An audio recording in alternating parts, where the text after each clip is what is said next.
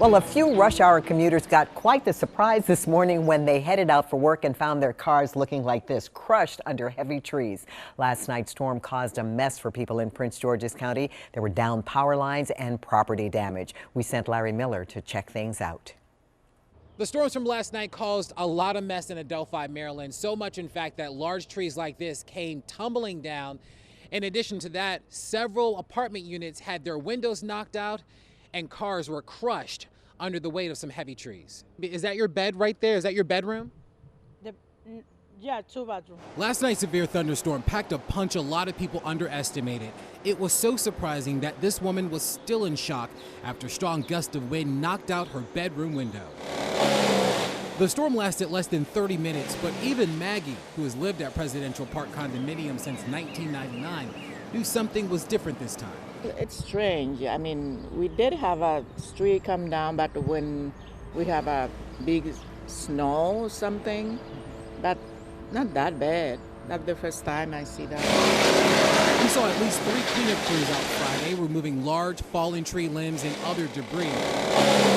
The condo association didn't give us an estimate on damage costs, but from the looks of it, it could well venture into the tens, even 20s of thousands. The damage here in Presidential Park, not even the worst of it. We're told that the damage also significant in a nearby neighborhood that left almost a dozen people displaced.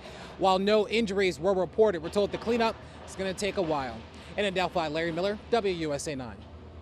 So a few rain showers didn't stop thousands of families from rolling eggs and playing games out there on the south lawn of the White House. Today is the 139th White House Easter egg roll, and as Larry Miller explains, the first family, they were committed to placing their personal mark on this longtime tradition. Tell me all about it. What'd you think? It was amazing. It was amazing? I found the golden egg.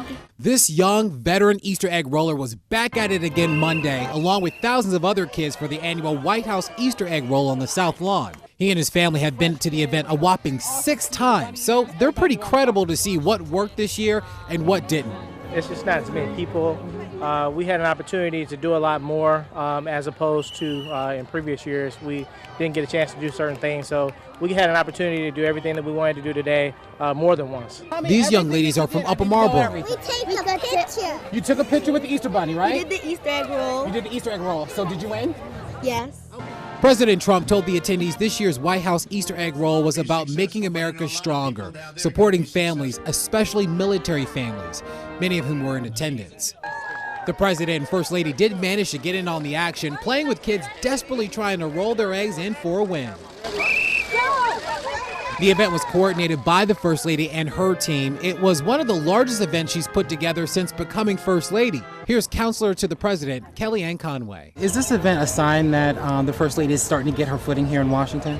Well, she's got her footing. She's brilliant. She's gracious. She's elegant. I think the country should be very grateful that they have Melania Trump as their First Lady. While attendees and reporters noticed a smaller number of people in attendance compared to years past, what was familiar were the smiles of children enjoying their families and each other.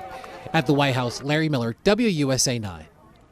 The White House estimated 21,000 people attended the Easter egg roll today, counting them as he was getting past them. Our own Adam Longo. A new grocery store for people living east of the Anacostia. Yeah, this is huge. For years, if you know anything about it, it's been tough for Ward 7 residents to fill their baskets with quality food.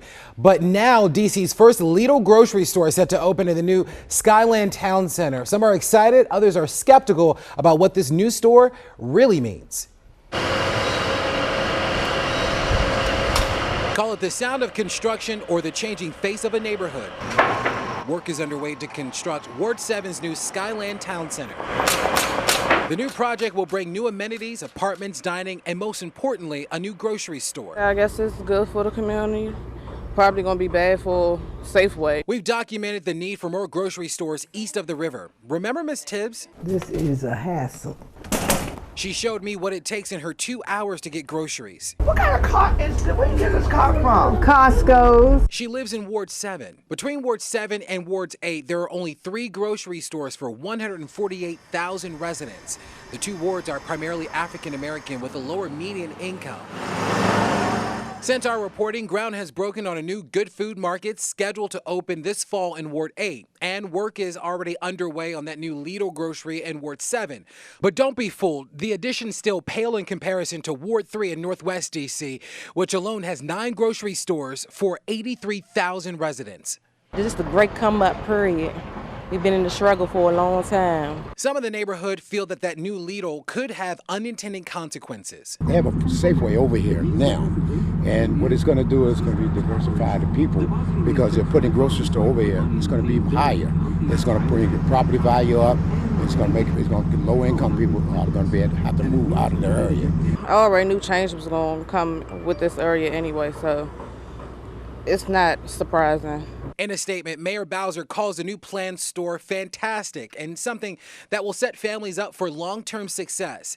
And although we don't know what economic impact the new grocery store will have on lower-income residents, we do know it will bring healthier food closer to their homes.